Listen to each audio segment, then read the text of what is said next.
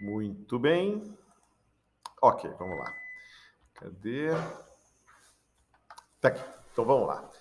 Aula sobre microplásticos direto para o FAO. Então, vamos lá.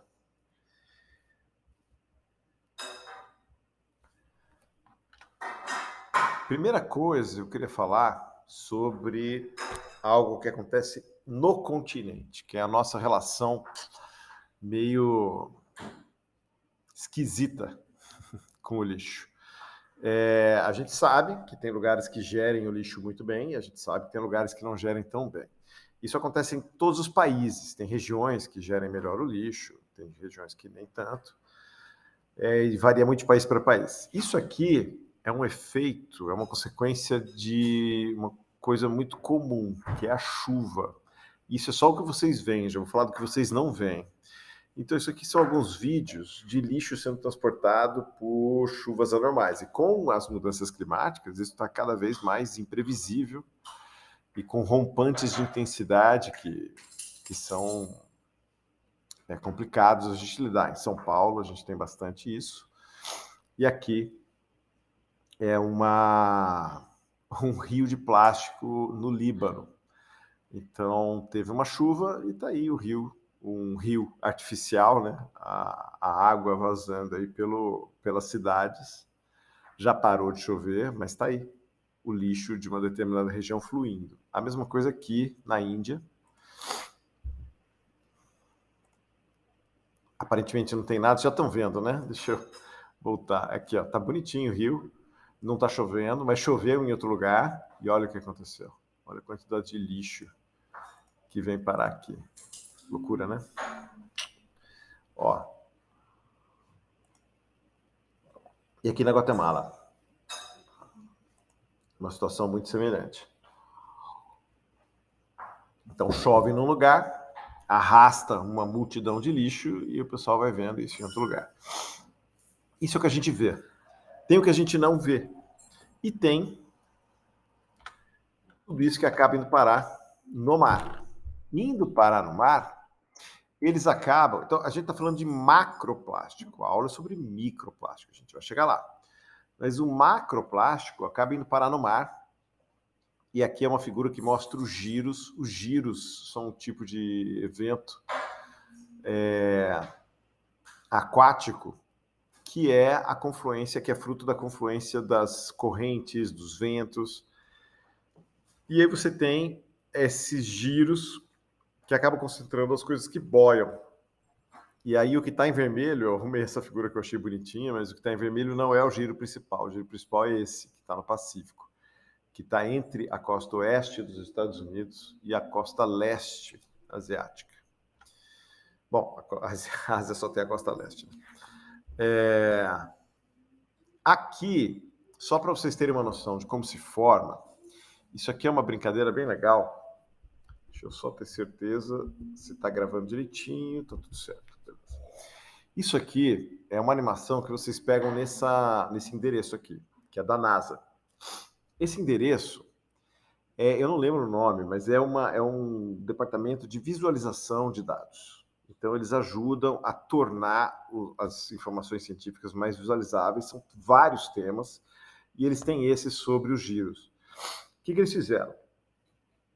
Esses pontos são as boias de pesquisa georreferenciadas que foram jogadas no mar para acompanhar o movimento dos mares ao longo de décadas. Então, elas não foram jogadas todas de uma vez, mas sempre que elas foram jogadas, foi acompanhado o movimento dessas boias pelo mar. O que o pessoal da computação lá fez? Pegaram as boias e transformaram essas boias, que foram boias reais, e fizeram que elas fizeram com que elas se tornassem virtuais. Então, aqui estão as boias virtuais e foram jogadas todas no mesmo momento. Aqui, ó, Days Since Release.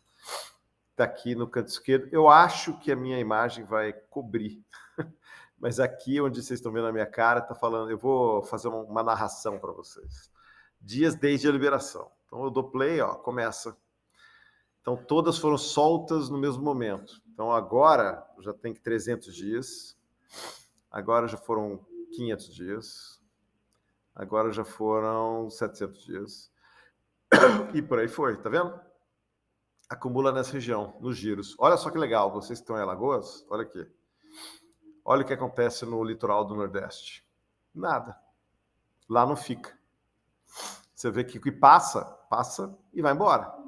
Fica aqui no litoral mais embaixo. Então, não no litoral, esse giro não está no litoral, mas o fato é que a costa do Nordeste, ela tem o movimento de águas que acaba não permitindo o acúmulo de microplásticos. E esse acúmulo aqui, ó, essa região, deixa eu voltar aqui para 800 dias, esse acúmulo aqui, ó, onde está meu mouse, ele é o pior dos giros, é onde mais se concentra plástico, talvez pela pujança industrial e de produção de lixo, tanto dos Estados Unidos quanto do continente asiático, né? Que tem mercados muito desenvolvidos ali, então pode ser que o Pacífico seja vítima dessa situação. Então vamos descer. Isso aqui é um esqueminha da Ilha de Lixo do Pacífico, para vocês terem uma noção que ela não é uma ilha.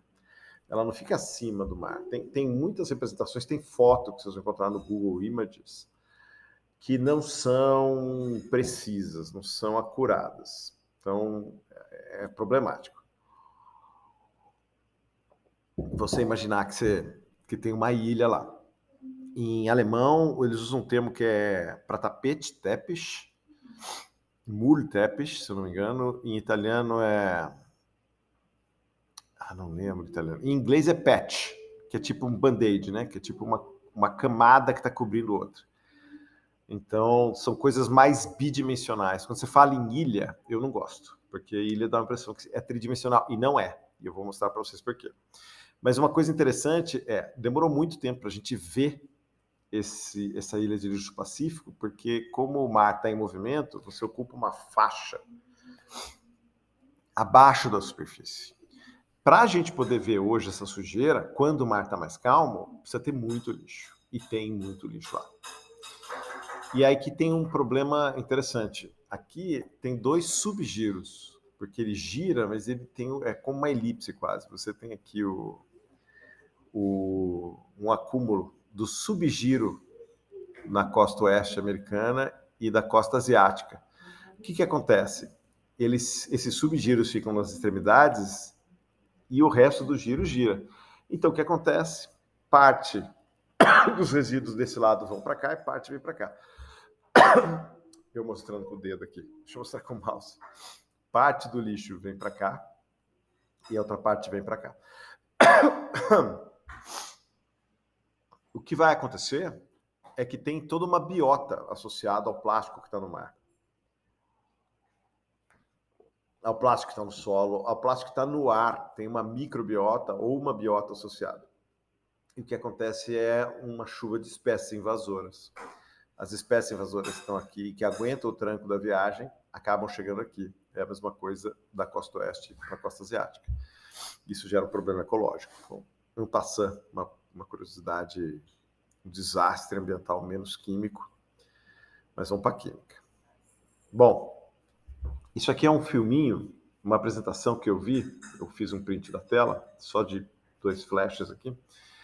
Essa é a Christine Berg, que fez parte da Expedition, que é uma expedição 100% feminina, que foi para a Ilha de Lixo do Pacífico, para o Great Pacific Garbage Patch, que foi patrocinado pela Tomra. E aí você pode ver nesse link do YouTube, que não é do vídeo, mas é sobre a iniciativa, e eles ainda vão liberar esse vídeo. Não sei se já liberaram. A última vez que eu atualizei esse slide, que faz pouco tempo, eles não tinham liberado ainda. Essa é a imagem no meio da Ilha de Lixo do Pacífico, no meio de uma das concentrações de lixo do Pacífico. Não tem nada, tá lindo, tá bonito. Que é aquele fenômeno que eu falei para vocês, que quando o mar está agitado, ele simplesmente leva o plástico para ocupar uma faixa de 5 a 10 metros abaixo da água. Mas olha só como é que está a água embaixo da superfície. Olha lá. É um negócio leitoso, tá cheio de fragmento aí, então isso é nojento. É bonito para quem vê de cima, é ordinário para quem vive lá embaixo, que são os peixes, é a biota marinha. Bom, vamos seguir. Então, o que é microplástico? Aqui é uma definição, aqui é um artigo que eu recomendo que vocês leiam, que é um artigo do grupo da professora Cassiana Montagnier, lá da Unicamp, é da RVQ, e é um artigo que é Open Access, então pode baixar, não tem nenhum paywall. E ele dá uma boa noção introdutória para quem quer brincar disso aí. E aqui é um gráfico que eu gosto muito, que eu acho bem legal, que eles pegam os artigos, então são os artigos que já publicaram sobre microplástico, e eles definiram microplástico. E alguns definiram aqui, ó, de 1 milímetro a 1 micrômetro, né? Escala logarítmica aqui embaixo. Né? Ah, não está muito logarítmica, não. Bom, está mais ou menos. Aqui de 1 milímetro a 1 micrômetro é microplástico. Menor que o micrômetro, nanoplástico. Tá vendo? Em azul, nanoplástico, micro. Meso é o rosinha. Então tá aqui, ó. Hartmann e Gregory Andrade, ó, 2003, hein? Desde 2003. Maior que 500 micrômetros ou maior que 1 milímetro seriam os mesoplásticos. Então tem uma série de definições. Agora, com a questão do Tratado Global de Poluição Plástica, que está sendo discutido, vou falar disso no fim, a definição proposta está mudando um pouco. Não vai ser vai ser por tamanho, com exceções, para a gente não deixar de fora coisas que são importantes para a gente controlar, se o foco for microplástico. Mas o que importa é que abaixo de 5 milímetros é o que pegou. Então, microplástico é todo fragmento plástico que está abaixo de 5 milímetros. Microplásticos primários foram feitos para serem usados nesse tamanho. Então, o cara já vai usar, ele já vira produto nesse tamanho, abaixo de 5 milímetros. Esse é um relatório, também é Open Access, vocês podem pegar, que é Intentionally Added Microplastics in Products. Esses microplásticos, esse report, ele mostra quais são os primários. Que produtos que têm microplásticos que você quer colocar lá dentro. O que eles fizeram? Foi mais ou menos consultivo. Eles entraram em contato com todos os segmentos da indústria onde se suspeitava que havia interesse e uso e engajamento na área de microplásticos para perguntar, vocês usam quanto? A indústria farmacêutica, na parte personal care, de 1.254 a 1.913 toneladas por ano, pasta dental, esfoliante, que é abrasivo, né? O abrasivo light.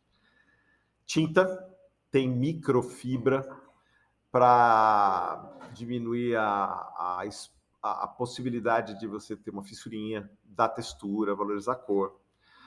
Abrasivo industrial, quando você quer, por exemplo, não sei se já mexeram com motor enferrujado, você vai e joga areia, aí você limpa o negócio.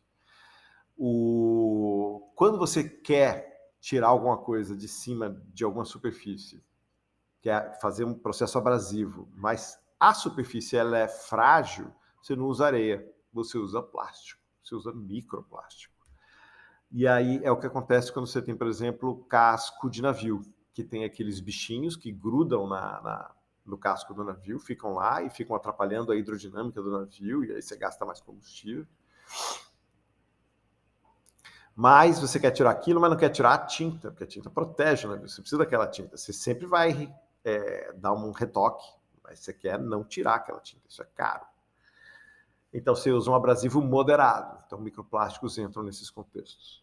A agricultura, quando você usa cobertura de semente ou você usa um nutriente encapsulado, aquilo também é microplástico. Então o nutriente é liberado, a semente germina, quebra a capinha, aquilo fica. Fica para sempre, fica por muito tempo, dependendo do plástico. Às vezes ele é biodegradável, dependendo do plástico. É biodegradável em determinadas condições. Esse é um debate muito contemporâneo. Ele fica degradado em algumas condições, ele fica degradável, ele é biodegradável em algumas condições, mas aquelas condições de laboratório não são as mesmas das diferentes culturas, das diferentes regiões onde você usa um polímero biodegradável. Então, o que acontece é que, fatalmente, fica mais tempo do que você imaginou que ele ficaria. E o tempo em que ele fica lá, ele está enchendo o saco. Então, essa é uma coisa que a gente precisa evitar. Então, existe uma esperança em excesso, talvez depositada no biodegradável, como se é biodegradável, não me preocupo mais. E tem que se preocupar. Óleo e gás, a indústria de óleo e gás falou que usa mesmo, usa bastante, mas não informou dados quantitativos, mas falou que usa. Então, beleza. Então, aqui é só para vocês terem noção aonde vocês encontram microplásticos primários. Os secundários são um problema. Esse é o artigo de opinião que a gente publicou, super bonitinho. Aqui, ó, microplásticos secundários, eles vêm do intemperismo. Você tem uma degradação quando você se expõe à luz, quando você tem um processo abrasivo de um material que já não está mais tão flexível, porque ele se degradou, e aí você vai formando pequenos fragmentos. E aqui é uma figurinha que a gente usou mostrando a diferença do degradado para o não degradado. E aqui mostra, por exemplo, que se aumenta a cristalinidade, você diminui o tamanho de cadeia. Tudo isso tem uma série de consequências para as propriedades dos plásticos, que a gente não vai abordar agora, mas, por exemplo, tem algumas aqui em cima. Quando você tem as cadeias mais curtas, ali uma difusão de um aditivo para fora do polímero acaba sendo mais rápida, porque você tem mais volume livre. O microplástico vai fragmentando continuamente, assim como o macroplástico fragmentou para meso, que fragmentou para micro, vai continuar e vai fragmentar para nano. Então, esse é um outro problema. Você tem uma superfície que é mais molhável quando o plástico, que era hidrofóbico, está degradado, ele fica um pouquinho mais hidrofílico, ele está mais molhável. Qualquer processo de interação com a água, formação de biofilme, interação com água de solo, tudo isso vai mudar de acordo com a molhabilidade. Inclusive a sorção de poluentes no meio ambiente e potencial desorção quando esse microplástico for parar dentro de algum animal. Então, esses são os microplásticos secundários e essas que eu citei para vocês são algumas das consequências dos microplásticos secundários. Eu vou mostrar aqui 2 filminhos mostrando mais ou menos o que acontece quando você tem a degradação. Então aqui é um copinho. Olha que chuchu esse copinho, super bonitinho. Copinho descartável de poliestireno, bem hidrofóbico. Olha aqui, eu virei ele e soltei aquela câmera, né? Soltei um monte de fotinha e aí formei essa gifinha animada aqui. Tá vendo, ó? Ele inclina, dá para ver bem o ângulo, para quem trabalha com materiais, esse é um ângulo bastante hidrofóbico. Você dá para ver que aqui nas arestas, né, ficou uma gotinha, aqui tinha uma gotinha, mas reparem que ele já estava no começo. Aqui já estava molhado, aqui já estava molhado. Porque eu tinha feito outras tentativas até achar uma condição boa. Então, o que acontece? Quando ele desce, ó, dá para ver bem o ângulo entre a água e o substrato, e praticamente o copo ficou seco. Aonde está molhado, já estava molhado antes. Então, é um copo, uma superfície hidrofóbica. Quando eu degrado esse mesmo copo, tirei, levei para degradar e fiz de novo o experimento. Ele ficou amarelado. E, olha só, ele está hidrofílico. Então, o copo termina de vazar, ele fica todo molhado, tá meio brilhante, talvez fique difícil de ver na imagem, acredite em mim. E você vê que quando ele desce o ângulo, ele é muito mais espalhado. Vou fazer os dois ao mesmo tempo. Olha a diferença. Então, se tem um processo que é regulado pela água, a degradação da superfície vai fazer toda a diferença. E vamos ver se esse é um filminho que eu fiz para uma apresentação no congresso. É uma plaquinha de Petri descartável, coloquei ela para degradar, com um coraçãozinho no meio. Era para terminar uma apresentação, para fazer uma coisinha bonitinha, né? Coloquei num fundo marrom, justamente para ninguém ver que estava amarelado. Foi um golpe. E aí eu liguei essa bureta, e aí... O bichinho entrou aqui no computador. Eu liguei a bureta, não, abri a bureta. Acho que eu falei liguei, né? Ridículo. Abri a bureta, e olha o que acontece com a água, porque eu coloquei um formato de coração e pus para foto degradar. O formato de coração não deixa a luz chegar no plástico. E aí vamos ver qual é a consequência disso.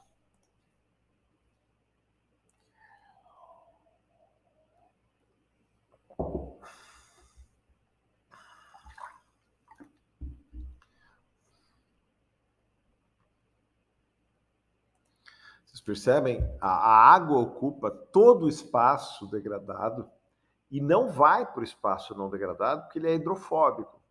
A modificação que a luz faz na superfície do plástico, oxidando a superfície, faz com que aumente a molhabilidade. Esses grupos polares têm mais afinidade com a água e aí a gente tem esse efeito aí. Então, só para vocês verem como é importante a questão da degradação para estudar microplásticos em laboratório. Então, isso é uma coisa que eu faço bastante. Isso aqui é um filminho mostrando a fragmentação. Isso aqui é uma caixa de polipropileno que a gente pegou de doação. A gente pediu plásticos com determinadas características. Uma delas era que ele tenha ficado exposto às intempéries. A gente pediu na comunidade, né, no e-mail para o campus.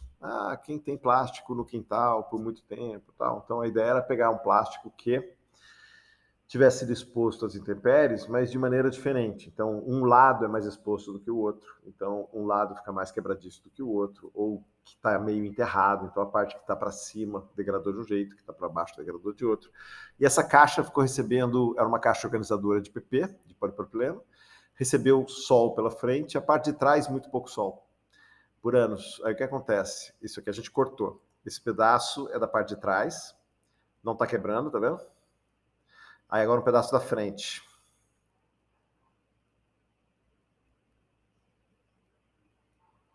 Show? Então, essa é a Ana Kugler, que hoje está fazendo doutorado em microplásticos lá na Alemanha. Fez mestrado aqui com a gente e é modelo de filminhos de degradação, de filminhos de exibição de degradação. Bom, beleza. E por fim, isso aqui é uma coisa, um passatempo que eu tenho de buscar polímeros degradados quando eu ando pelos lugares.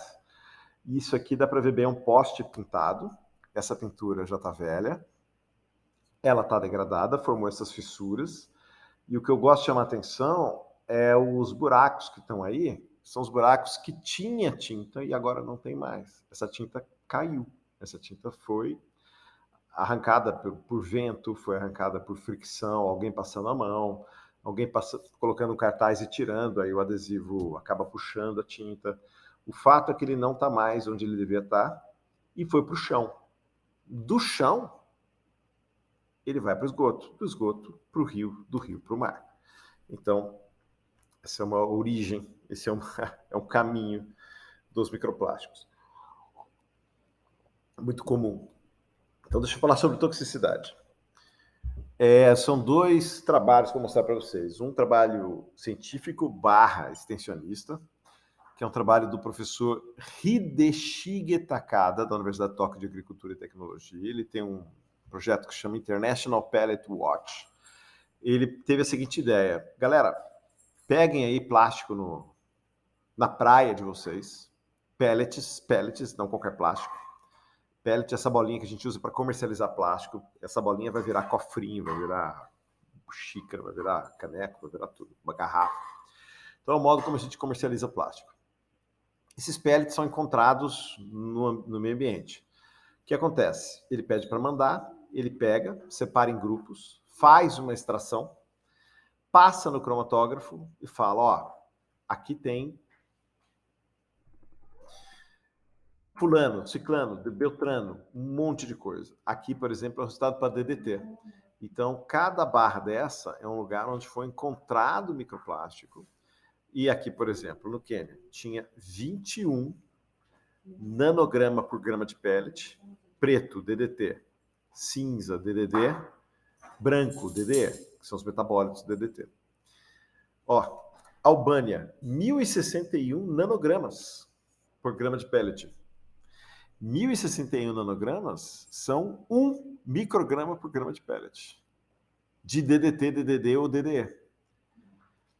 1 micrograma por grama já é 1 milésimo. Não, 1 milionésimo. Ainda bem. Mas é coisa pra caramba. Então tá aqui. Cadê o Brasil? Tem um do Brasil aqui, ó. 777. É mole ou não? Beleza. Então, vamos seguir. E aqui, então, isso aqui é sobre toxicidade. Então, esses plásticos que têm substâncias químicas sorvidas na sua superfície, obviamente vai ter uma consequência quando eles virarem comida de algum peixe, que vai ter um sistema fisiológico que permita a dessorção. Aí, isso é um problema. a outra coisa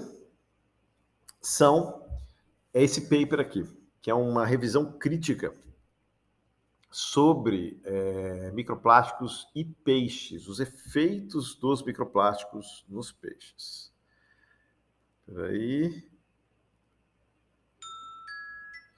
Os efeitos dos microplásticos nos peixes. Então, é um trabalho que eu gosto muito, muito bem feito, muito bem conduzido.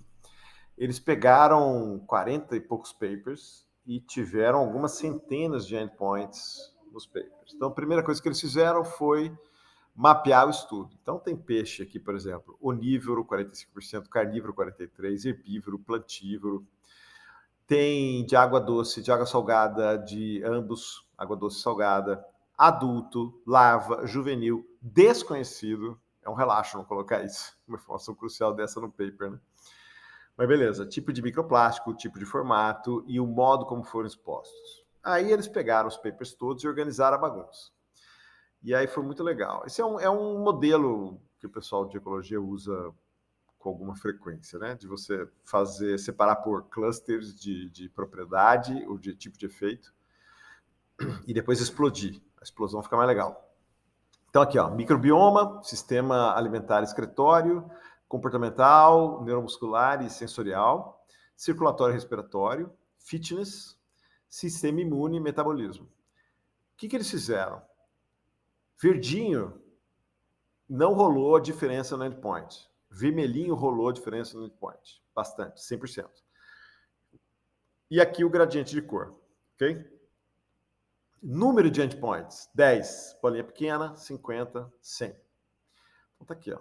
Então, por exemplo, bolinha pequena. Metabolismo lipídico do microplástico que foi entregue na comida. Tá aqui. Deu pau no metabolismo lipídico. Então aqui deu um pau legal. Aqui, ó, laranja, de 50 a 75. Metabolismo geral, rolou. Aqui também, um pouco menos. Teve mais endpoints. Aqui, poucos endpoints, mas ferrou geral. Todo mundo que ferrou geral, um endpoint um número de endpoints pequeno. Porque também, se fosse uma coisa tão grave assim, a gente já estava ferrado aqui. Mas vocês podem ver, ó, vai aumentando conforme vai para laranjinha. Tem os laranjas que estão com o número de endpoints bem ferrados, sistema nervoso, alimentar. E aí a gente pode ir para ter uma visão mais fina, que é a explosão. Cada uma dessas condições aqui, tá vendo? O metabolismo tem 5 itens. Ele explodiu 5 itens. Cadê o metabolismo? Aqui, ó. 5 itens estão aqui. Então, todos os itens de lá foram explodidos. Explodidos em quê? Classe de tamanho, concentração, massa em água, massa na comida, ou número de partículas em água, número de partículas em comida. É uma peculiaridade da área de microplástico que não tem padrão. Então, tem gente que fala, usei tantos fragmentos por litro ou usei tantos gramas por litro. Falta um padrão. Realmente isso é um problema. Mas aí o pessoal lidou com isso. Então, aqui, ó. Sistema nervoso deu pau aqui, ó, nessa concentração de massa em água e nessa concentração de massa em água. E por aí vai. Aí você vai vendo aqui. Então, você vê que tem o que está verdinho, está tudo certo. O que está vermelhinho, ferrou geral. E o meio do caminho mostra que isso aí tem uma cara de um estressor moderado. E a gente nunca, apesar da pesquisa em ecologia ser feita com muito feita com um único estressor, cada vez mais tem se alertado para a questão do estudo dos múltiplos estressores. Então, o pessoal costuma ver, não, para matar um peixe eu tenho que ter tanto de plástico, isso não vai ter no meio ambiente. Não, para matar tudo bem, mas para estressar ou para fazer mal aqui, fazer mal ali, precisa de muito menos. E se você tem microplástico, tem um aumento da temperatura, tem variação do pH, tem um outro poluente, tem um pesticida, tudo isso vai tornando a vida da biota cada vez mais difícil. E isso é um impacto ambiental. Então, isso precisa ser feito com mais cuidado. Então, beleza. Toxicidade. Então, maravilha. Deixa eu parar aqui e vou juntar já com outro, que eu estou chegando no limite da gravação aqui do meu equipamento. Bom, vamos lá, vamos continuar. Aqui. Eita, não, aqui. Beleza. Então, esse paper aqui é um paper que trabalhou a questão da lixiviação, que é basicamente os aditivos que estão dentro do microplástico, eles vão difundir pela massa polimérica e, eventualmente, vão parar na superfície. Essas substâncias que estão na superfície, uma vez que eles... Então, difusão é quando vai de um lugar para outro dentro da massa polimérica. Migração é quando sai de um meio e vai para outro. E esse fenômeno de migração a gente chama de lixiviação. Okay? Então, o que ele fez? Pegou a água, pegou um monte de microplástico diferente, colocou na água, deixou por 24 horas. Pegou a água, com uma seringuinha com filtro, né? E expôs ao C. elegans, que é um nematóide modelo para estudo de invertebrados de solo. O que ele observou? Que nós observamos? Foi um paper com um pessoal de vários lugares aí. Que o número, a reprodução do C. elegans, ela foi afetada. Então aqui, ó. Bom, deixa eu contar mais um pouquinho. Aí eu cheguei nesse paper, o pessoal já tinha os primeiros resultados e não sabiam explicar. Aí eu falei, provavelmente lixiviou, vamos lavar? Aí o que a gente fez? Colocou etanol, porque se esse método está tirando o aditivo, a substância química da superfície, é porque ele está particionando em água. Então vamos tentar usar um solvente um pouquinho menos apolar, um pouquinho menos polar, um pouquinho mais apolar, para garantir que vai tirar a maior parte, uma vez que o que estava dentro do polímero provavelmente eram aditivos apolares, majoritariamente. Então, de água para etanol, a gente tira mais os apolares, então vai particionar menos. Então, o que a gente fez? Esse foi o resultado inicial. Então, está aqui, 0,01% de microplástico, 0,1%, 1% de microplástico. Então, aqui, ó, já teve variação significativa. Aqui diminuiu um pouco, mas não era diferente. Aqui teve. A mesma coisa aqui para polietileno de alta. PET, quando foi para 0,1%, já era. Já deu problema. PP deu menos problema. LDPE e fibra de poliacrilonitrilo. Beleza. Vamos lavar. Então, a gente lavou. Escolhi algumas condições para não fazer tudo. E aqui, eu lavou uma vez o polietileno de alta, PET, PP, PS. Então, aqui, ó, a primeira linha, lavou uma vez. Tá gravando bonitinho? Então, aqui, tá. Lavando uma vez, ó. Diminuiu um pouco a toxicidade, mas ainda era um pouco tóxico. Mas, por exemplo, o PP já não tinha nada, para o PS já não tinha nada, para o polietileno, para PAN também não tinha nada. Beleza, faltava esse aqui. Mas, bom, beleza, olhamos o resultado e falamos, diminuiu, então funcionou. Vamos lavar 2 vezes, porque você faz uma extração 2 vezes. Não é uma extração, mas você força o particionamento, né? É uma extração seletiva. E aí, zeramos a toxicidade. Então, ficou provado por uma metodologia ecotoxicológica. A gente não sabe o que gerava a ecotoxicologia, o que era danoso para o C. elegans, mas a gente conseguiu provar que era do plástico, que era provavelmente algo que estava na superfície. Como eram plásticos que não foram expostos ao meio ambiente para poder sorver poluentes, a gente ficou... A coisa final era que só podia ser os aditivos. Não eram plásticos degradados. E aí, fim de papo. A gente fez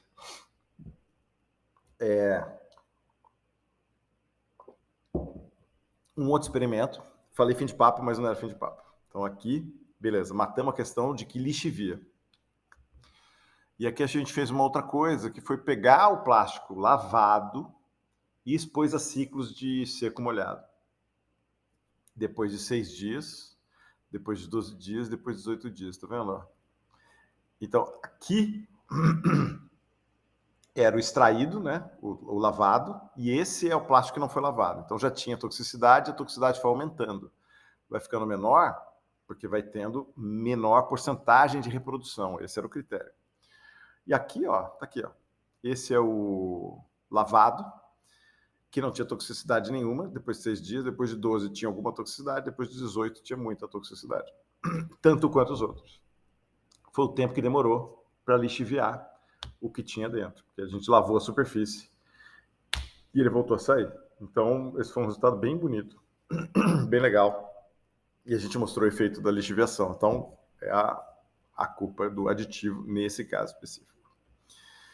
E aqui um outro paper nosso, que a gente falou sobre a hipótese da toxicidade, o débito de toxicidade global dos plásticos, que é o fato de que tem muito aditivo dentro dos plásticos que estão no meio ambiente. Esses aditivos, eles vão saindo ou por lixiviação, ou porque o plástico vai se degradando. E aí ele vai embora. Então a gente pode considerar que a gente já sabe a massa aproximada dos plásticos que estão no mundo todo. A gente sabe que mais ou menos 7%, considerando o plastificante, né, que é o que mais tem, em média, da massa dos plásticos é aditivo, considerando o plastificante e pigmento. Então aumenta um pouco, né? Esse número assusta, mas é mais ou menos esse valor em média. Esses caras todos vão embora, esses caras todos vão ser liberados no meio ambiente. Então é uma demanda de parar essa toxicidade. Beleza.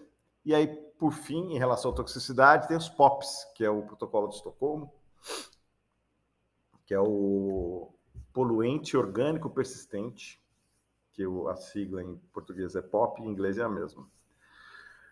E aí a novidade é que entrou para a lista de suspeição, que está sendo discutida agora, o primeiro, eu falei aqui mais para frente, a primeira substância, tem várias substâncias associadas a plástico, retardante de chama tem vários, pesticida vários, e essa é a primeira substância sem halogênios, que entrou no protocolo de Estocolmo. Esse aqui é um estabilizante, é o V328. Esse estabilizante, ele faz parte agora, vai fazer parte, né, se passar, mas tudo indica que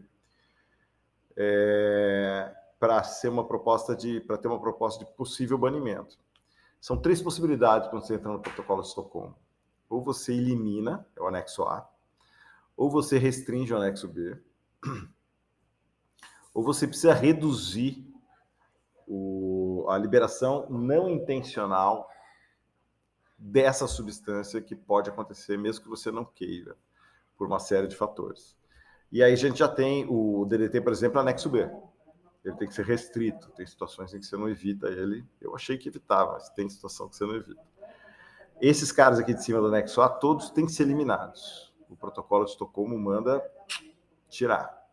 E o anexo C é para tentar restringir. Restringir porque ele não é feito para isso, mas ele não é feito, não necessariamente ele é feito como produto, mas ele é uma consequência dos produtos. A gente não sabe ainda para onde ele vai, para qual anexo ele vai, está sendo discutido, mas está aqui, ó.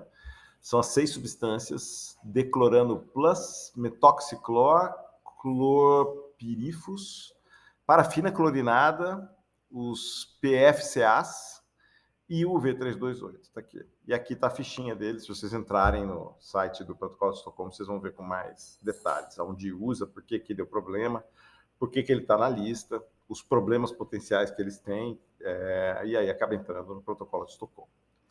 Beleza, então vamos falar de monitoramento. Como que a gente faz quando a gente quer estudar os microplásticos? A gente coleta as amostras, a gente separa por densidade, então você vai pegar um solo, vai ter uma parte que vai ter areia, vai ter uma parte que vai ter os componentes inorgânicos que vão para o fundo, e o que boia a gente separa. O que boia, em geral, é matéria orgânica e microplástico. Quando você usa sal, você usa brometo de sódio, então de 1,2 a 1,4 é a densidade que você usa em geral. Aí você vai para a digestão. A digestão é para tirar a matéria orgânica e supostamente, a gente já sabe que a digestão ataca um pouco os microplásticos, mas ataca mais a matéria orgânica. E aí você se livra da matéria orgânica com fenton, com outros processos oxidativos avançados, e aí você leva essa dispersão para um filtro. E aí você pega e conta, simplesmente assim. Só que tem um monte de falso positivo. E esses falsos positivos você tem que tirar usando outras técnicas. Ou a gente usa infravermelho, ou a gente usa indicador vermelho do Nilo, porque ele vai fazer brilhar plástico e não vai fazer brilhar fibra vegetal ou fibra animal. Mas, em geral, são essas... Se você tem poucos equipamentos, você para aqui. Você vai lidar com falso positivo mesmo. O pessoal da biologia mexe muito bem para distinguir uma fibra vegetal, fibra animal, de uma fibra sintética. E a gente tem a dissolução celulósica, é uma possibilidade quando você tem um material coletado num lugar com muita celulose, para não te dar falso negativo, falso positivo, você se livra da celulose antes. Ou você usa espectroscopia, que demora demais, dá muito trabalho, tem muito tratamento de dado, mas ela mata de vez, mata muito bem. Um dos problemas de monitoramento é quando você pega essa amostra e leva para o laboratório. O laboratório é um lugar lotado de microplástico. Qualquer lugar está lotado de microplástico. A sua roupa libera microplástico para caramba. Então, hoje você não publica mais se você não mostra o seu controle de qualidade. Então, de água, tem que usar miliquê. Reagente, você tem que filtrar todos. Comprei um reagente PA, comprei um NaCl PA para fazer a solução por densidade. Tem que lavar, tem que fazer a solução, passar a solução por vácuo num filtro 0.4, 0.2 micrômetros para se livrar da sujeira, da contaminação que vai ter na sua vidraria. É ridículo. Tem muito plástico. Então você tem que lavar tudo com água miliquê filtrada. A capela tem, em geral o pessoal usa fluxo laminar, esse é o principal. E tem fibra sintética, cabelo humano, tem um monte de coisa. Tem uma Weird Recommendations, tem aqui uns papers que sugerem, muita gente usa isso. É avental preto ou avental violeta, que é porque tem pouca fibra dessa cor. Então, você sabe que se você pegou fibra dessa cor, veio de você. E tem gente que usa aqueles rollers para tirar fiapo de vestido preto. O pessoal faz isso para diminuir o número de fibras que vão ser liberadas. Esse paper é um paper que eu gosto, porque às vezes no lugar, assim como tem o seu avental fornecendo microplástico para sua amostra, no seu laboratório, isso é uma coisa que tem que tomar muito cuidado, você tem também o equipamento, o instrumento que você está usando para fazer a coleta, que pode estar contribuindo. Então, nesse paper, o pessoal do AVI, Alfred Wegener Institute, da Alemanha, né, que fica numa ilha, e eles fazem pesquisa antártica, ilha de Helgoland, se eu não me engano. Eles foram fazer uma coleta no mar de Weddell, na Antártica, e aí eles pegaram muito fragmento de tinta.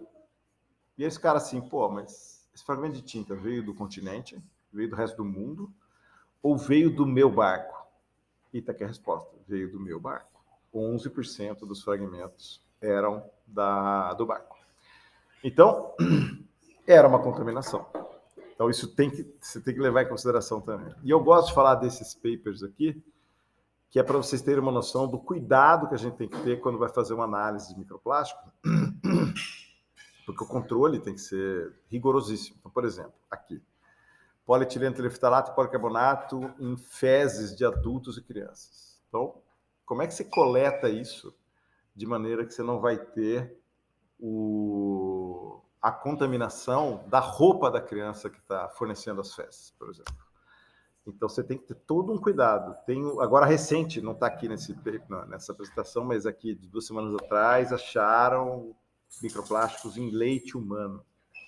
Também foi um trampo para limpar tudo, coletar o leite de maneira que não tivesse contaminação do ambiente. Aqui, nesse paper, não está meu mouse aqui, plástico no sangue humano, aqui no tecido humano, é paper da USP, e aqui na placenta humana. Então, tá cheio de microplástico tudo quanto é lugar, não tem para onde correr. Mas, beleza, isso acho que vocês já sabiam antes de eu dar essa palestra, essa aula. Mas, aqui é importante só para vocês saberem que toda vez que tem um contexto diferente, um contexto novo, você tem que tomar cuidado com os controles. Políticas regulatórias. Então, aqui no contexto do Tratado Global, tem alguma coisa que eu quero comentar com vocês, bem en passant. Esse é um report do governo norueguês sobre análise, e esse tratado global está tendo sua primeira reunião, acabou hoje é dia 1, 2, acaba amanhã, dia 2, e começou dia 28 lá no Uruguai, a primeira de 5 ou 6 que vão ter ao longo de 2 anos, em 2024 é para sair, vamos ver, depende dos diplomatas, dos advogados e tal. Mas esse trabalho aqui fez uma análise comparativa de 9 planos nacionais de ação. Esse YouTube aqui é um YouTube que se discutiu esse report bastante. Quem tem interesse, vem aqui nesse endereço. Vou mandar a aula para vocês poderem ver. Pegarem os endereços lá. E aí, queria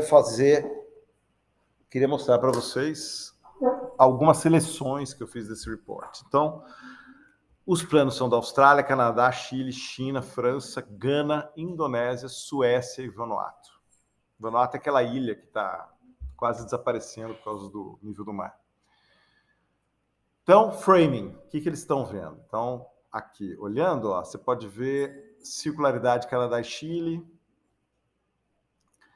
Pollution and Waste Management Issue, Austrália, China, Gana, Indonésia, Vanuatu. Marine Leader, França, Plastics Issue, que eu acho que é a mesma coisa que os outros, Suécia também, ok? Implementação, essa é uma coisa que foi muito criticada. Praticamente não tem data de implementação. A gente quer fazer, é que nem quando você quer perder peso e você fala assim, eu vou perder 20 quilos, vou fazer essa dieta, vou começar a fazer esporte. Fiz essa promessa em 2002, já estamos em 2022 e eu não perdi nenhum quilo. Então, sim, você não põe data para fazer as coisas, tudo fica mais importante do que isso, que não tem data. Então, essa é uma crítica que se faz.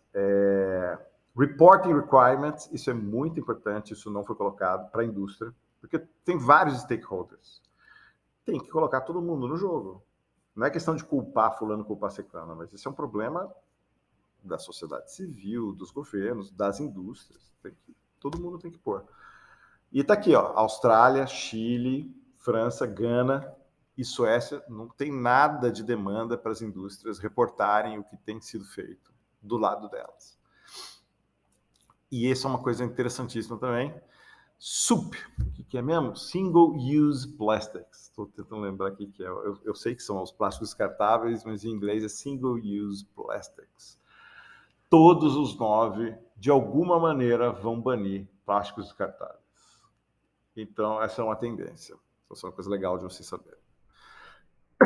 E aqui o último slide. Eu tinha falado com a Natália, que eu ia dar que a aula eu ia tentar abordar coisas que servissem para vocês, mas no fim das contas não acabou não sendo muito produtivo. Deixa eu fazer alguns comentários. Porque no fim das contas eu vi poucas interfaces, mas, por exemplo, hidrossais lamelares para desenvolvimento de nanohíbridos para aplicação médica e alimentícia. Não vejo muito uso. Eu não sei qual é a aplicação desses hidrossais lamelares, mas eu sei que na indústria alimentícia tem muito plástico, se vê muito, então vou fazer um comentário, mas não sei se tem muito a ver com a pesquisa desse aluno. Tem muito paper de microplástico em cerveja, em vinho, em mel, em sal, tudo ingrediente ou alimentos relativamente simples. É claro que o vinho não é simples, mas o vinho é praticamente uma solução homogênea. Então é filtrar. Você filtra e pega o plástico. Você vai ter algumas coisas decantadas, mas isso você separa muito fácil. Você tira com Fenton. Então, o que falta na indústria alimentícia é análise de alimentos complexos. Isso é um desafio bem legal. Pegar uma lasanha congelada, uma sequência de lasanhas congeladas e falar assim, deixa eu ver se tem microplástico aqui.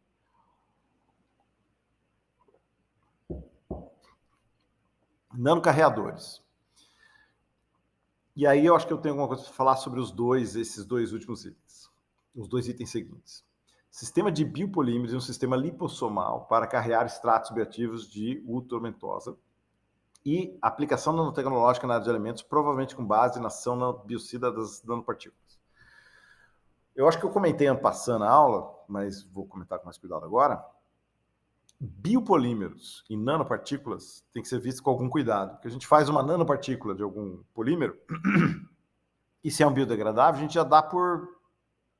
já deixa como dado que esse negócio vai se resolver sozinho, que ele vai biodegradar. Não sabemos como os nanoplásticos biodegradam, a gente imagina que eles biodegradam, mas a gente não sabe o quanto isso acontece no nano. Apesar de ser muito esperado que uma nanopartícula degrade, tem sido feitos testes com micro e mesoplásticos, não nanoplásticos.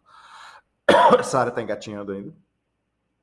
E o pessoal tem ainda encontrado os biodegradáveis persistindo no ambiente.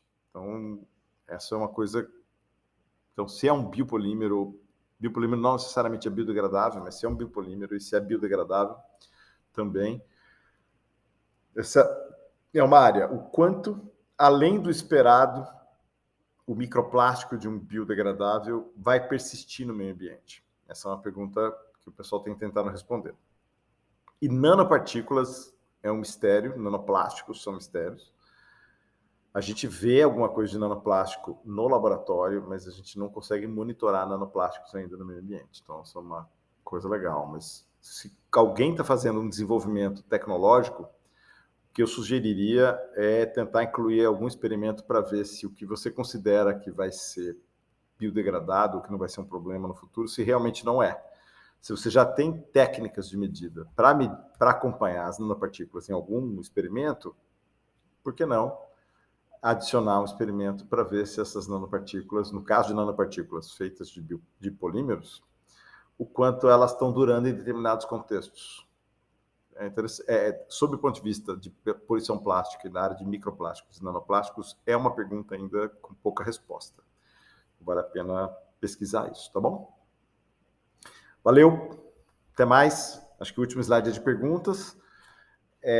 Vai ser uma atividade assíncrona, né? Vocês estão vendo o vídeo gravado, mas quem quiser pode me mandar um e-mail. A Adriana tem, a Natália tem. Vocês podem falar comigo, podem mandar pergunta e a gente conversa, tá bom? Valeu!